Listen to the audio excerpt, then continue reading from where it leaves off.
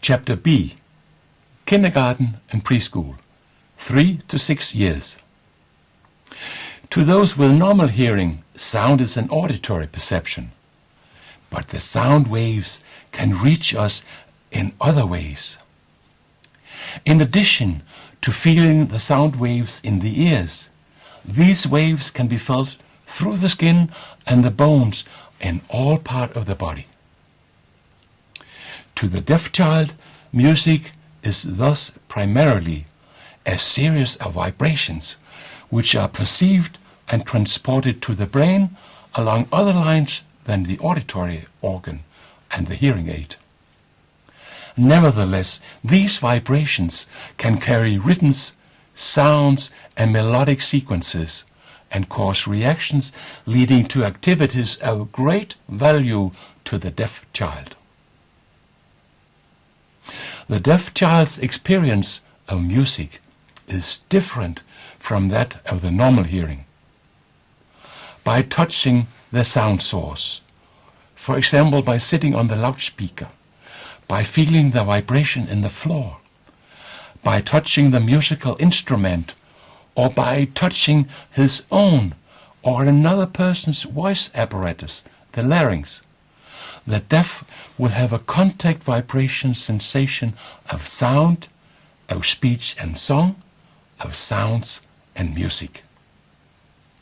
But even at a distance from the sound source, the deaf child can perceive the sound as sound perception, as sound waves created by the vibrating sound source and transmitted through the air. They can be felt through the skin and the bones in all parts of the body, even in the ears. The lowest tones are perceived in lower parts of the body, in the feet, the legs, and in the pelvis, while tones of higher frequency are perceived in still higher parts of the body, in the chest, in the throat, and in the head, which means also in the ears, even if the child was born profoundly deaf. This means that from the feet to the top of the head, the human being, and especially the deaf, is sensitive to musical sounds. This sound perception cannot be compared with what we hear, but it enables the deaf person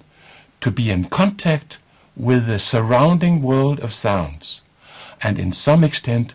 even to be able to compensate from the lacking hearing. The fact that the rhythms and tones, so to speak, are experienced from within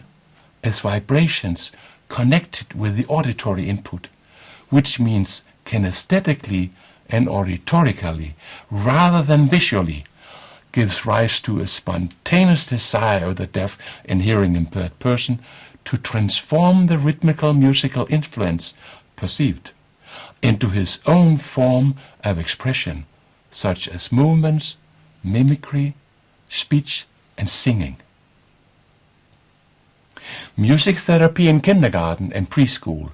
takes place in a close cooperation with the kindergarten teachers and the teachers in preschool.